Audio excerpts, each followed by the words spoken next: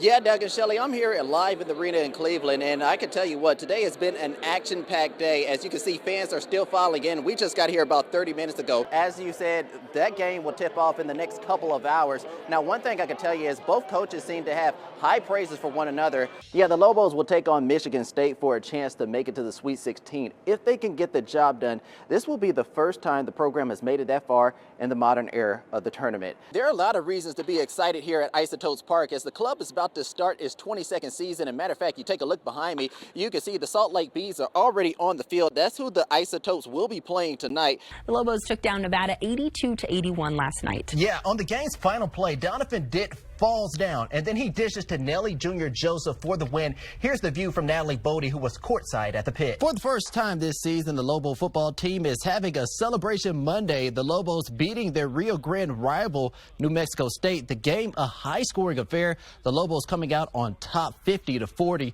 in Las Cruces. My bracket is looking pretty good. I actually had the University of Houston as well as Florida both going to the national championship.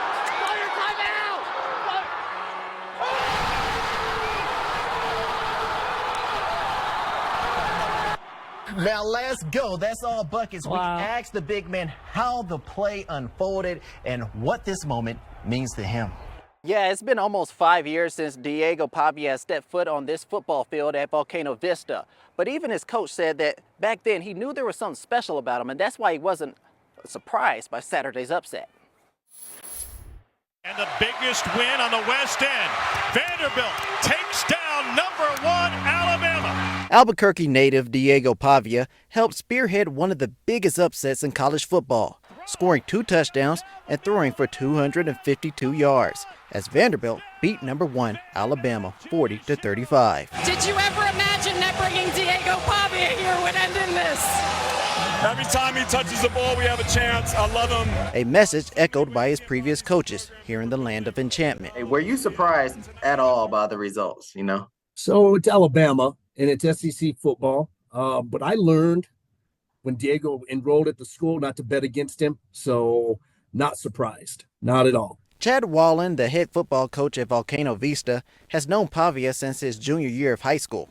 He describes the former Hawk as a fiery competitor with the swagger of a champion. And a lot of people get it confused with cockiness, and it's just an unwavering confidence. That confidence helped lead Volcano Vista to an undefeated regular season in 2019, before falling in the semifinals. Then a couple years later, in 2021, he helped New Mexico Military Institute win the National Junior College Championship. How instrumental was he to that national championship team?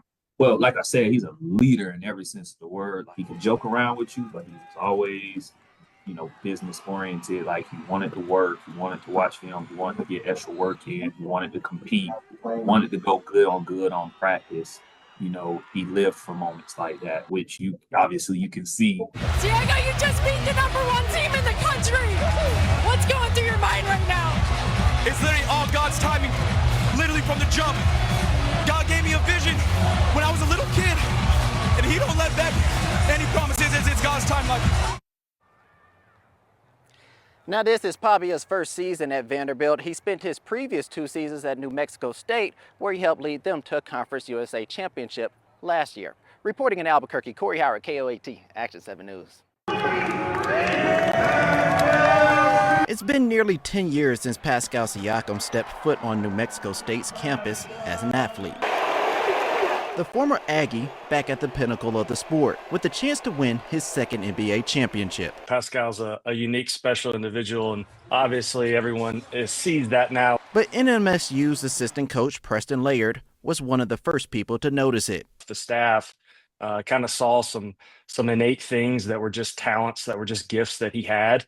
But what really separated him was his ability to learn so quickly. His quick learning on full display. Siakam racked up numerous awards during his time at NMSU, and he finished his sophomore season averaging a double-double, more than 20 points and 11 rebounds a game. But things weren't always easy for him. When you go through so much adversity with someone and i.e., him being here, his father died. Siakam's father passed after a car accident in October of 2014. But on social media, Siakam says his father's passing actually had the opposite effect. Instead, he wanted more.